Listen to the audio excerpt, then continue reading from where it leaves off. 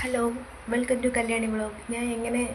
ഞാൻ റോസ്മേരി ഉപയോഗിക്കുന്നതിനെ കുറിച്ച് പറഞ്ഞു, പക്ഷെ അതെങ്ങനെ ഉണ്ടാക്കുന്നു എന്ന് പറഞ്ഞില്ല. ചിലർക്കെങ്കിലും ഡൗട്ട് കാണും, അതുകൊണ്ടാണ് ഞാൻ പറയാമെന്ന് വെച്ചത്.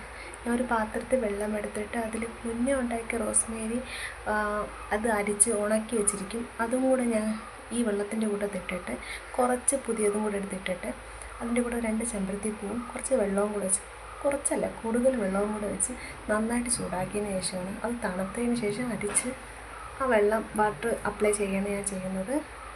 അതത് കാണിച്ചു തരാവേ നിങ്ങൾക്ക്. ഓക്കെ.